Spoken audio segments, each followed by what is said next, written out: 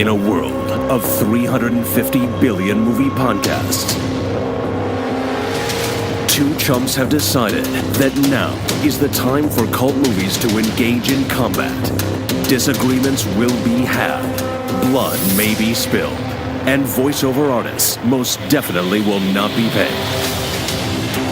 This is Cult Film Face-Off.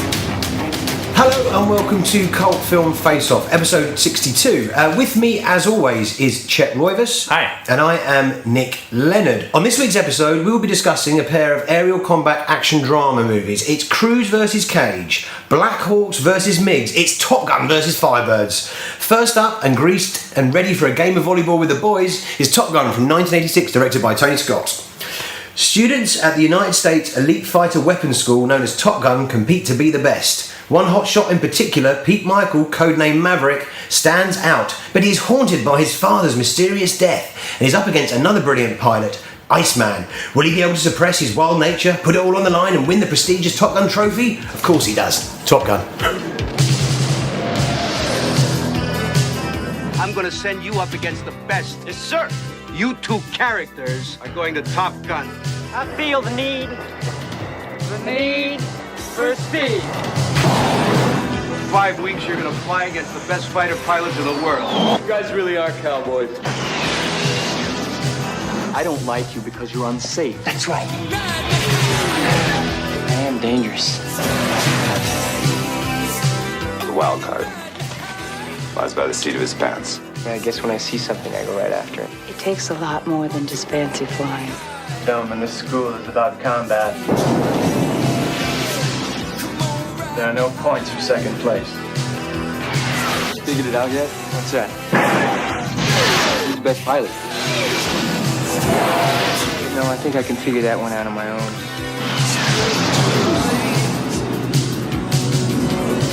Tom Cruise, Kelly McGillis.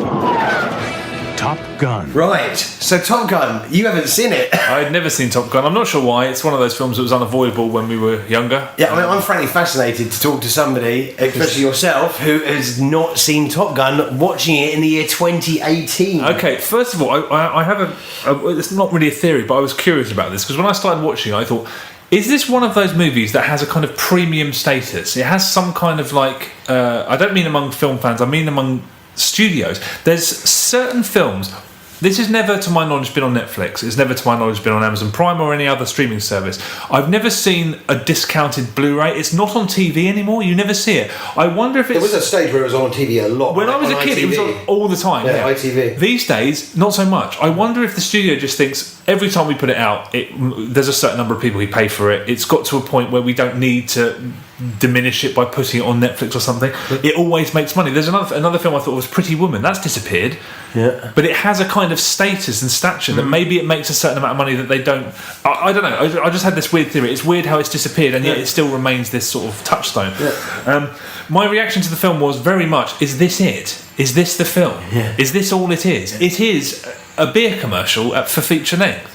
That's all it is. And incidentally, on that note, is this movie the only reason people still drink Budweiser? Because Budweiser is the shittest drink of all time. It's piss. It's piss. And yet, it's all over this film, and this is a film, it's all very sexy, and it's all very 80s, and this meant a lot to people when they were growing up and stuff, but I was like, is this the only reason people drink Budweiser? But it is a feature-length beer advertisement, basically. That's I'd say it's also a feature, the most high concept advert for joining the military, for joining the Air Force. It is a recruitment film. I thought, well, yeah, exactly, and it's so. I mean, it's so. I mean, it's so likable. It's such a likable film. Is it? Oh, it is absolutely. I mean, in terms of the zippy dialogue, is the dialogue zippy? Well, it is in certain segments. It's certainly not zippy. It's certainly not zingy even when there's any of the scenes with Tom Cruise and Kelly McGillis. Yeah, that's. I mean, their romance is flatter than a pancake. That's true. But in terms of like the laddie, you know, the male bonding banter, the need for speed,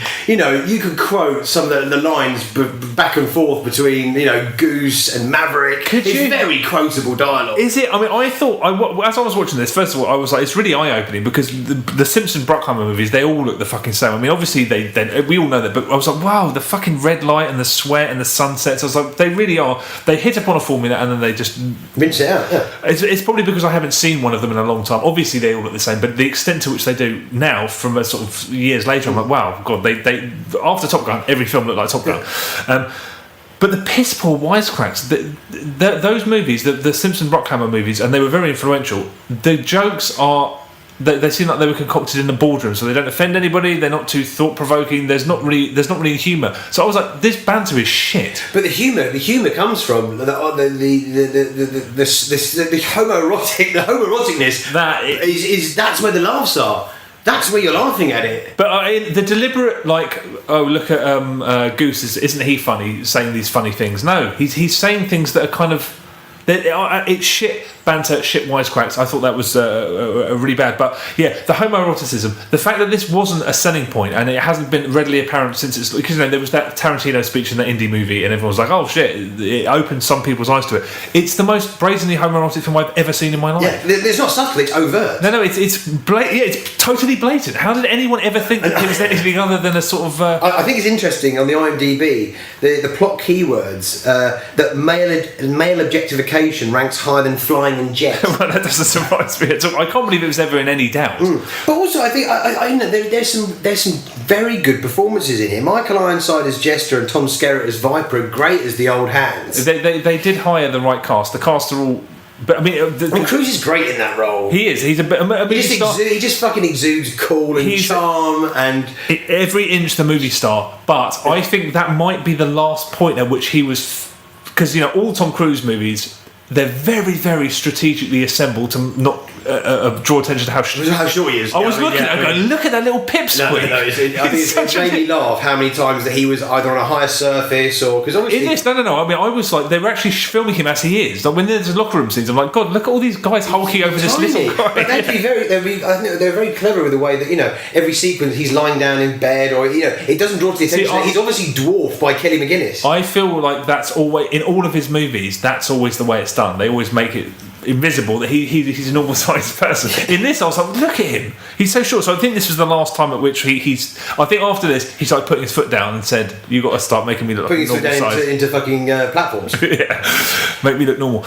Maverick's character, I mean, he's such a dickhead. I mean, inarguably he's an unlikable, I mean, I was just like, this guy's a schmuck. I wanted them to kick him out. He's a pugnacious little yeah, I don't know what this goes back to it being an advert. What's the message?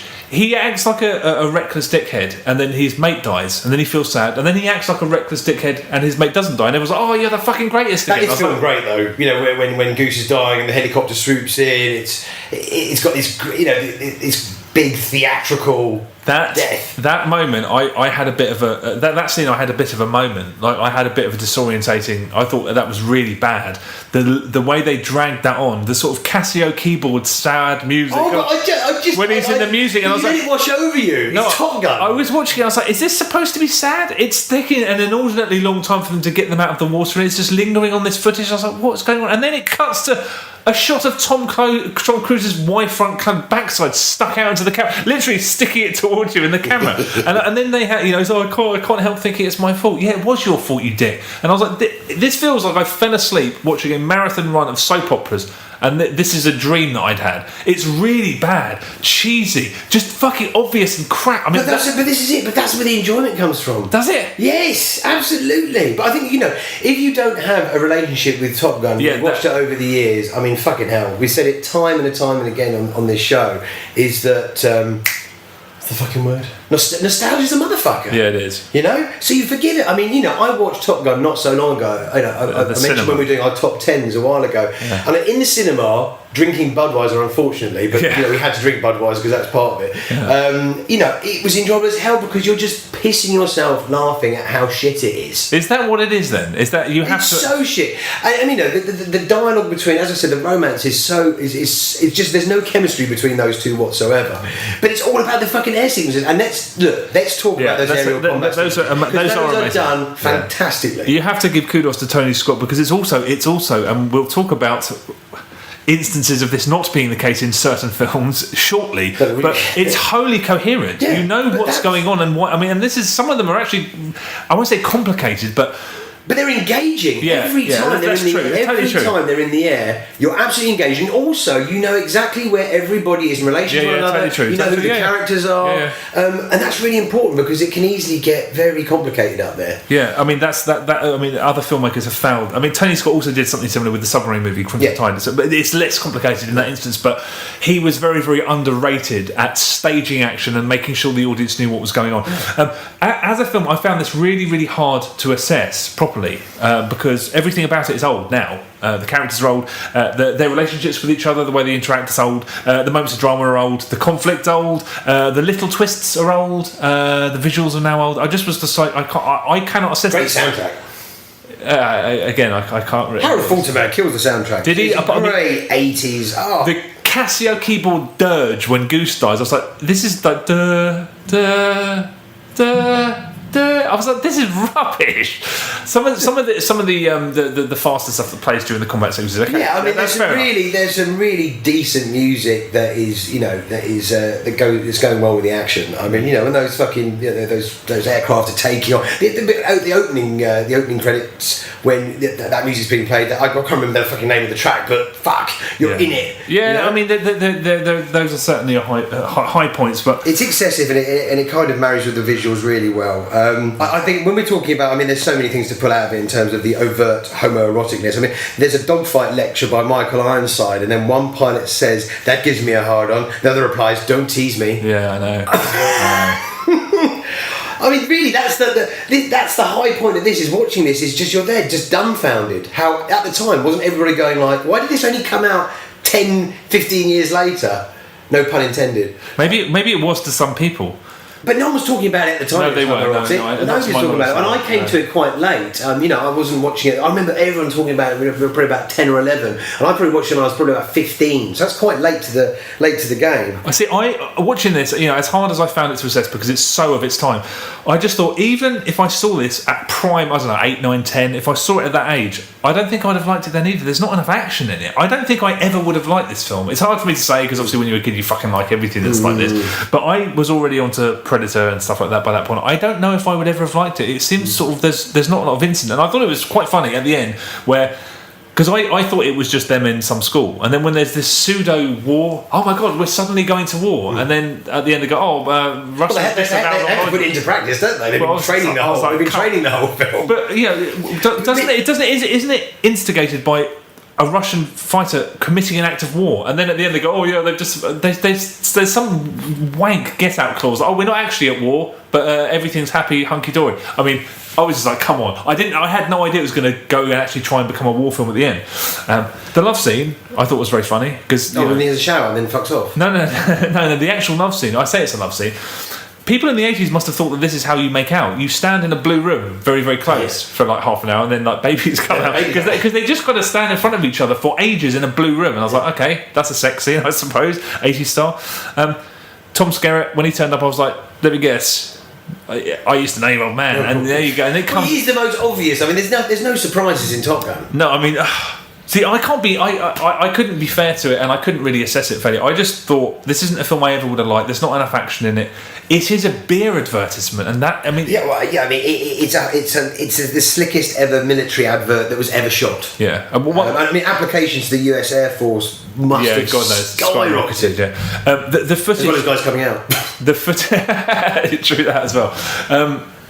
The aerial footage, some of it, I was like, wow, they really fucking. Some of the shots in it.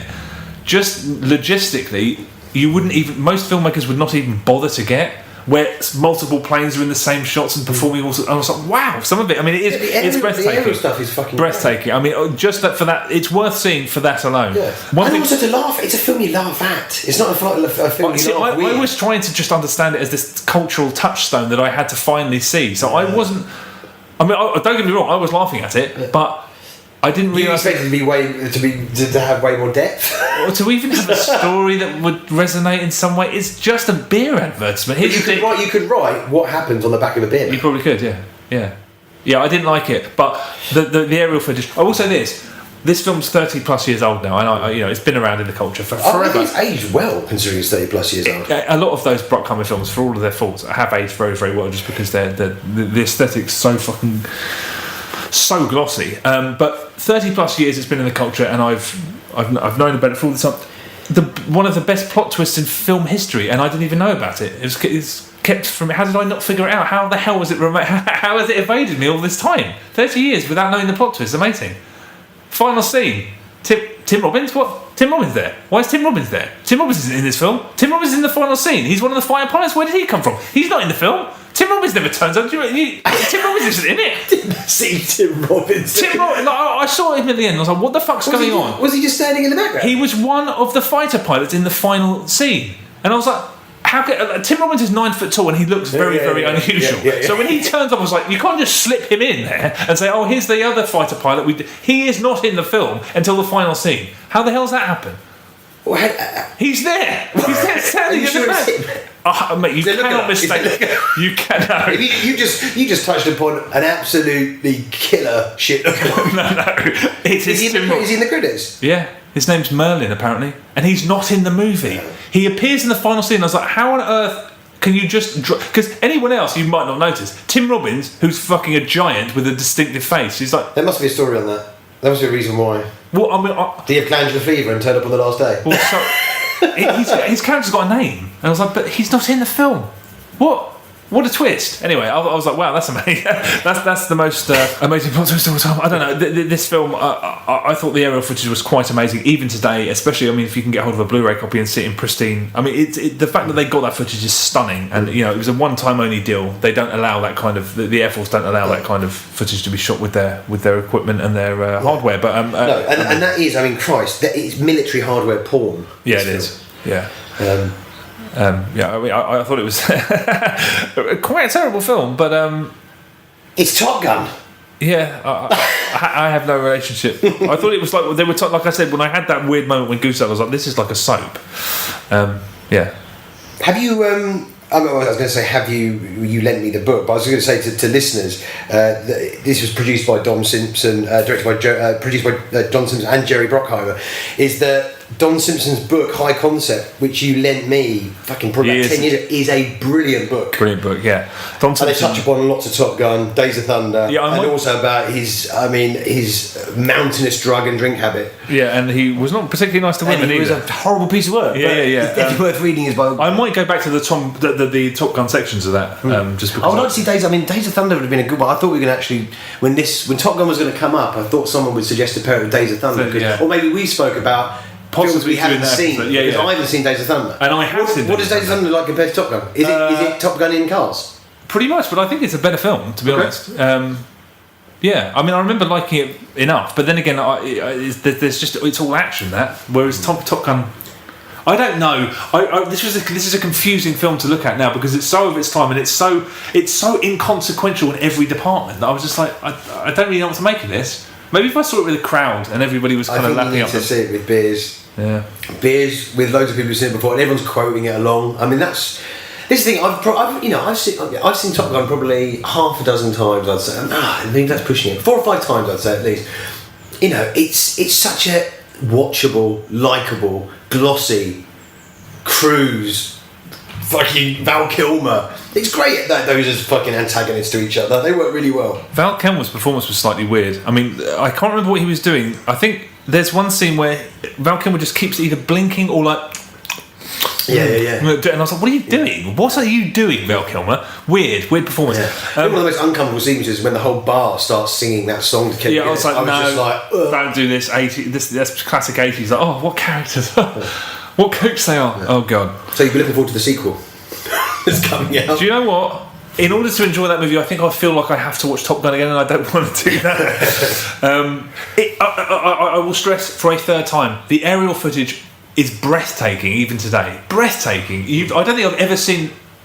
It's never been. I haven't seen. The closest, funnily enough, is Dunkirk. Yeah.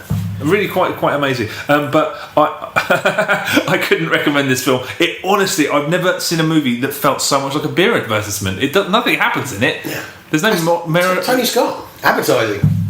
Yeah, but That's what you get. So he turned into a really great filmmaker. You know, the longer he was about. So anyway, all right. Well, are you done talking about Top Gun? Oh yeah, I am done. Let's get on to the next. Okay. Next up, and getting in a bit of a spin, is Firebirds, also known as Wings of the Apache, from 1990, directed by David Green. Elite Apache helicopters and the DEA join forces to take down and destroy powerful armed drug cartels in South America. Firebirds. There's danger in the air. They call them Firebirds. Riding in the gunner seat of this aircraft at 150 knots through the treetops is like riding strapped to the nose of a bullet. That sound like fun?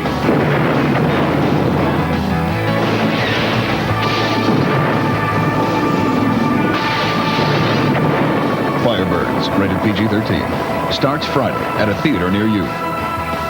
Right, Chet, Firebirds, Wings of the Apache. Had you seen it? Have you heard of it? I'd heard of it. I think I might have seen bits and pieces of it when it was on the Sky Movies when I was a kid. You know, no interest, so I never watched it. No, first time. How about you? I'd never heard of it. Really? Yep. Okay. Never heard of it. No, never come across it. Okay. It never darkened my door. Why do you reckon that is? Why do I reckon I've never heard of it? Yeah. Fucking hell, because it is such a forgettable film. The only thing that makes it unforgettable is Nicolas Cage's performance. Yeah, I think this is the exact point at which Nicolas Cage started to become Nicolas Cage.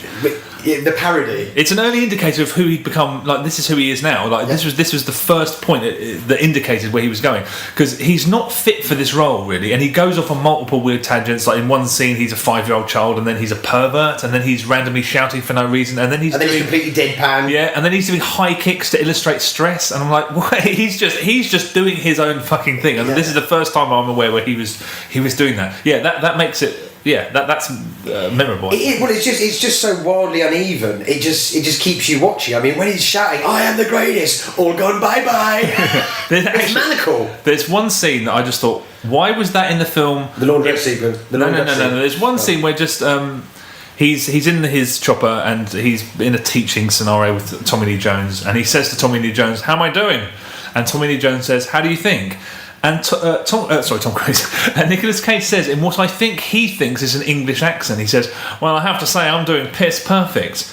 And I thought, what's piss perfect? That isn't it. He says it in a sort of pseudo English accent, and Tommy Lee Jones chuckles. I was like, that can't have been in the script. I'm doing absolutely piss perfect. He's just ad-libbing. Yeah, he's just like, this sounds like something an English person would say.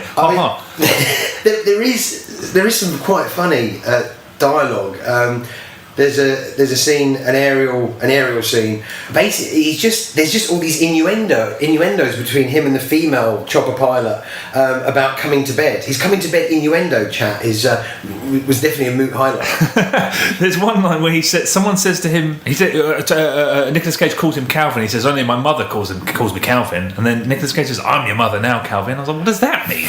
What does that have to do with anything? The amount of the dialogue that could have been improvised by Nicolas Cage is quite high. But I think this is a worst case scenario about what happens when you have multiple writers working on a project, because his relationship with Sean Young, I was just like, the dialogue between them, it's so inauthentic and uncomfortable. Yeah, there's sledgehammer sexual innuendo, and then there's times when he's aggressively sexist, and then she's smitten sometimes in the same scene, and then she seems like she's going to get a restraining order.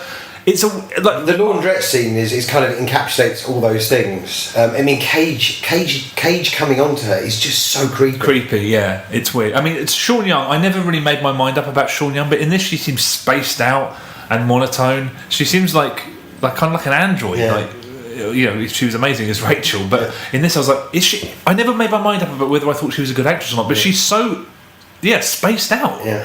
Tommy Lee Jones? What do you think of Tommy Lee Jones? He is the consummate professional. Yeah, he is. I mean, Tommy Lee Jones is 40 in this film. I think he came out of the womb looking like 40. Yeah, true. But I will say, he is the most unconvincing light heavyweight champion that Arizona State has ever given birth to. I have never seen someone who's meant to be, like a boxer, yeah. Well, yeah, I've never seen someone who's meant to be a legit boxer hit a speed bag so tinkly. Yeah, right. I mean, that aside, I think Tommy Lee Jones never seemed in this film. He never seems like he doesn't want to be there, or that he has disdain for the material. He gives it his all, and that's why he's who he is. the film's beneath him, but you would never tell because the only reason the film's barely watchable, and it is barely watchable, is partially down to him. I think he takes the material really seriously, and you know he is a solid pair of hands. You never see him turn in anything but a great performance. Yeah. But there is a scene that I was like, what the fuck was everybody thinking in the room when this was being filmed? He goes on a very patriotic. He has this very long, sustained patriotic monologue where he's got melted chocolate all over his lip. And there's nothing that undermines a patriotic monologue when having fucking ice cream all over your lips. Yeah, right. I mean, it's actually quite a dreadful film. But it's terrible. It's dreadful. It's a terrible film. You know, and considering how absurdly glossy Top Gun is, this film, it's shot like a TV movie. But I think Airwolf had fucking higher production values than this. But it seems deliberately. I mean, a lot of it takes place in really murky rooms. It's as if the director said, "Right, Top Gun's the beer advertisement. We're going to be like gritty and like this is how it actually is." It's like, well, I don't really want to look. Like, it doesn't even attempt to look slick. I mean, it looks like shit. Yeah. Is it deliberate? And it's spectacularly silly. I mean, on another level, there's a scene early on where they're in what I think is supposed to be the Pentagon War Room, and first of all, you don't discipline fighter pilots in there. Nicolas Cage goes in there and he gets a bollock. I'm like, why are they doing this in the Pentagon War Room? And then he walks outside and sits outside, and he can hear what's going on inside. And I was like, come on, this is fucking absolutely ridiculous. I mean, this says it all. After about 10 minutes, I was craving the deep and rich characterisation in Top Gun. Yeah. It makes the only reason this film was made is to preserve the legacy of Top Gun and make Top Gun look even better than it is. Without that, I mean, what surmises it for me is that, you know, in Top Gun, you've got names like Jester, Cougar, Wolfman. Yeah. In Firebirds, Rice. He was a guy that looked like Uncle Ben. That'd been gags. I thought it was funny that, again, you know, they give Kelly McGinnis's character, is her name Billy? Oh no, her name's Charlie, isn't it? Yeah. And then in this, Sean Young's name's Billy, so they give a male name. Yeah, I mean, this film is a bunch of ass. It's awful. Tommy Lee Jones's reaction to being saved in his down chopper made me laugh. You know, the cockpit's opened up, and he wakes up like he's just dozed off at his desk at work, and he calmly says, "Wait, my legs are broke." What's also funny is that they clearly don't have the budget to do enough of the combat footage, so it there's a weird bit where it kind of focuses on Tommy Lee Jones's home life, and then there's this pretty decent chunk of the film which is dedicated to the fact that, oh my god, we've just realised that Nicolas Cage has the wrong eye dominance or something, and he has to drive around with his left eye is not his dominant eye. A pair of panties on the, isn't there some underwear? I mean, what? Who wrote this? I mean, powerhouse. Shame on you. It's got I mean, again, how coherent Top Gun is. This is completely and utterly incoherent. Choppers flying left and right, going here and there. Who's doing what? I don't understand. I didn't understand anything. No. And also, you know, the main baddie, you know, the South American beardie is in the briefing room when they're talking about him. There's all of these securities. You know, normally you have these wide angle shots. They're trying to infiltrate. Like, this is the main target.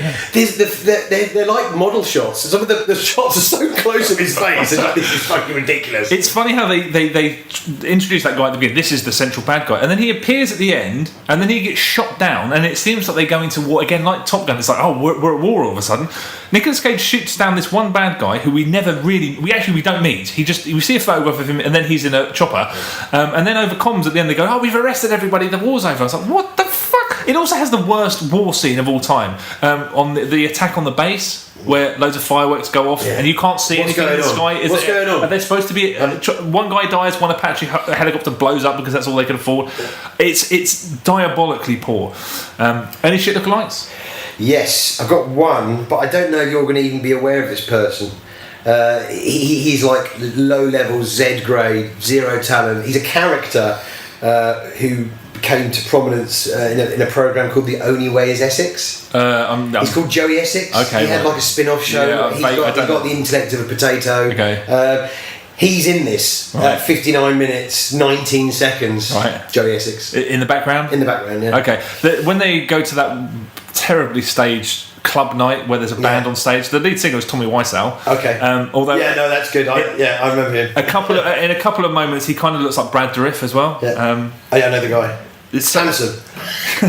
It's so that scene's so badly done, and also again with the humour. The fight sequence as well. The fight on the dance floor with Nicolas Cage. Oh, that's just pantomime. But the humour, like Top Gun, jokes that aren't jokes, sort of upbeat. I suppose you can't even call it banter. I don't know what it's humour. At the end, the film sort of finishes with Sean Young and Nicolas Cage arguing about who's going to drive. Yeah. This isn't funny. It's not revealing about who you are as people. They're just saying, "I'm going to drive now. I'm going to drive." Now, I'm going to drive. Yeah, but it's not even. Oh, it's so bad. This film is absolutely dreadful. I was watching it with a friend. He literally left. Yeah. We paused it. He's like, I literally can't sit through it. So he left, and we thought we'd done an hour of the film, and it was 22 minutes. And I was like, oh, this is just a straight down the line terrible film. But it's a turkey. It's a huge turkey. That's why I've never heard of it. I mean, this is pure fucking 99 bargain basement bin cost cutter. It's just a TV movie. It's a TV movie, but the thing is, I think Airwolf did it better, and it really is a TV movie. I mean, the lighting, the over lighting on the interior shots. On the characters' faces in the briefing room, I mean, they're just completely floodlit. Yeah, it looks like a soap. It looks like shit. It's cheap. Cheap, yeah. And there's nothing inventive about it. There's not one single shot where I thought, oh, that was done well, or one single edit. It was all confusing when it was in the air. Yeah. Throwaway crap. I don't know why I made a note of this, but I looked at. There's the Siskel and Ebert's review of Firebirds is on YouTube, and they're not kind to it, obviously, as it deserves.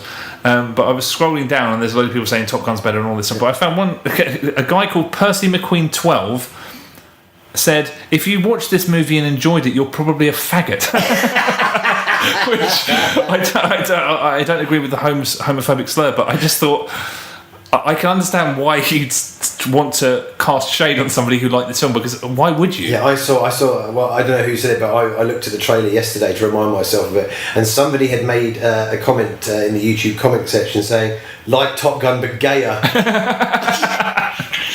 I wish it was as interesting enough. That's the one thing you can say. Top Gun on that score is fascinating. Yeah. There's nothing fascinating about this. No. I mean, the fact that it got made. It's made by directed by the director of Buster, the Phil Collins movie. God. British guy. Oh, so that's why he had inroads with Phil Collins then. Yeah, there you go. I never even put those two together. That's probably why. In terms of correspondence, Dave Drinan says best scene from Firebirds was strapping a periscope using panties to his face for eye dominance correction and pulling up alongside Rank. Yeah, I mean that's when that was going off on that tangent. I thought, was this written by a child? Yeah. He's got to sort his eye dominance around by driving a Jeep around with one eye. So fucking lame. I mean, it's beyond lame. If you like, I mean, this is. I will say this: if you really, really enjoy bad movies, this is a corker. This is an absolute. It's a bona fide bad movie. Yeah, it's thoroughly awful. El Driver, who suggested this episode as well. We're paying penance for the fact that last week we took 2 years to get his last suggestion done. So this is his. Also, he says on the subject of Top Gun, he says, I saw this at the end of the 90s or so several times after the hype had somewhat died down. The volleyball scene hadn't reached this meme cult status that it's enjoyed since. I think it's a great movie, great cast, great one-liners. See, the one-liners thing. There is great one-liners in there. I agree. Yeah. I feel the need for speed. The because I was inverted scene was, in my eyes, a great cocky Tom Cruise. I mean, inverted. It's so ridiculous. Yeah, it's brilliant. It's yeah. I mean, yeah, much more fun than the angsty, conflicted, feeling mistreated, and misunderstood scenes later. Goose is great. The piano scene atmosphere feels genuine. It can almost be a home video. I love the footage of the F-14 Tomcats, exhilarating, and so much of it is bound to impress anyone. That's true. I mean, beat the drum for it. It is amazing footage. I initially didn't understand the use of black F5s, US-made jets, as enemy jets. Only later I realised that they couldn't use jets from opposing forces like MiGs or Sukhois or whatever. At the time it confused the hell out of me because I clearly recognised them as US jets. However, this pales in comparison to my annoyance of the Hollywood tricks used to make the flying skill seem interesting. Sure, it has to be done to make the action more accessible for everyone, but the Tom Cruise ace move really went too far for me. It's clever movie making done for people who do not understand jets and flying. He yanks a lever and does something that feels very much like a handbrake trick with a car of some sort to end up right behind chasing the bad guy. I mean, it's improbable. The only thing that's left to do is utter some utterly cheesy one-liner and press a red button. Good movie, great quotes. I still use I like my ex like I drink my beers, ice cold on a monthly basis. On the subject of Firebirds, Wings of the Apache, I've only seen this once, so I mainly remember my first impressions. I stumbled across it on TV in the early noughties and was pleasantly surprised. Overall, this movie is not as good as Top Gun. Cage hasn't found the twisted spark that makes his character so much more interesting later on. I think this is where he really became that guy. Tommy Lee Jones is great. The scene where he instructs the female pilot to arm a surface to air missile while being circled by an enemy jet is great. The flying and the hardware in this movie are far less present than in Top Gun, but I thought it was very well done and in some cases better executed. Wow. The whole arc that Cage needs to learn and use his right eye in a certain way has connections to the actual situation of an Apache pilot. Does it? I have no idea. Yeah, I mean, wow. Okay, I mean, I didn't know that was a grounded natural or something, anything in reality. Yeah, I was like, this can't be real. It was absolutely fucking. I thought it was nonsense. Poppycock. Okay, wow. Okay, I need to look into this now. I can remember the learning montage, so it made a lasting impression on me. Being about helicopters all the time, the film does a great job at making jets, when they appear, feel truly dangerous, and the cast treat it like it's appropriately threatening. Okay, that's one good point. Well, that's quite a positive review of Wings of the Apache. I mean, does cult status? I mean, cult status doesn't beckon for this movie. I mean, although I have to say, I thought it was so terrible. Yeah, but I think cult status deserve. I mean, you know, Nicolas Cage's performance is just fascinating. Yeah, and it is that I think you could be right. It could be that the point in his career where he just becomes whatever role he does. It's whatever he feels like when he rocks up to set. Yeah, I mean, that's what it feels like. He just goes on. I mean, he's playing about 8 different characters at once. But then again, so Sean Young. I don't know who the hell anybody is. It's very much a script written by a multitude. But she does seem smacked out. She does, yeah. But who could blame her? I mean, if you came to work... If Nicolas Cage, you'd be fucking... I mean, yeah, but what am I going to expect today? Coming to work and just... What's this? Handing me pages of a script that conflict everything that came yesterday. I don't know. Yeah, it's a terrible film. So, I mean, if we're... And the patriotic stuff is really shoehorned in. Is there much of that? I can't really... Well, there is in the scenes with Tommy Lee Jones and his wife. Oh, true. Chest-beating American patriotism. Yeah, I mean, it wouldn't be a film like this without it, I guess. What are we doing? Oh, Top Gun all the way. I mean, this is almost as much of a whitewash as the last episode. See, you know what? I was tempted to say. No. I was tempted because it's so. Just look at the craft. I mean, it's just a better made film. Yeah. Top Gun. And better cars, better film. Yeah, I agree. Better combat, better action. I mean, better in every single way. Yes, you're right.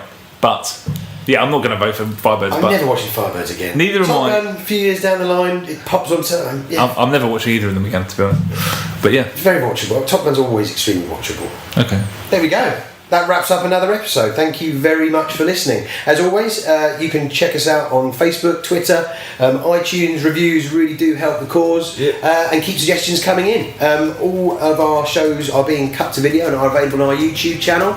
And we'll see you in a couple of weeks. Take it easy.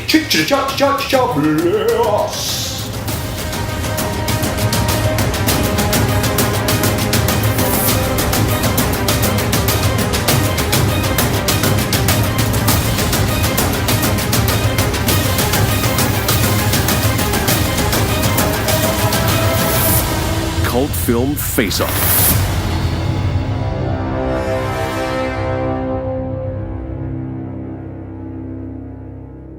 Our next movie is named Firebirds, and this is kind of a Top Gun with helicopters. The story of a hotshot young American helicopter pilot who goes man-to-man against the best pilot in the Latin American drug cartel.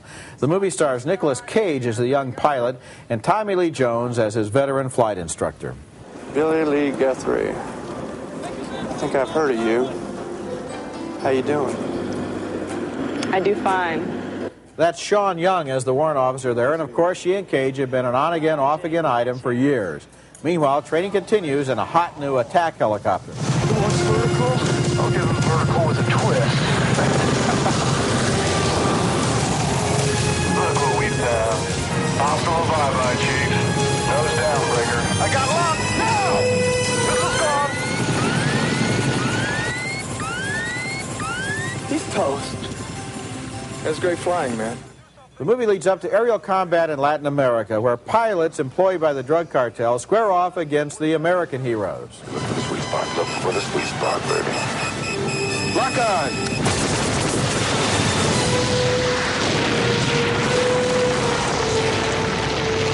Now, it's tempting to say that I might have liked this movie more if I'd never seen Top Gun, but the fact is, if Top Gun had never been made, Firebirds would still have seemed like a completely ordinary movie.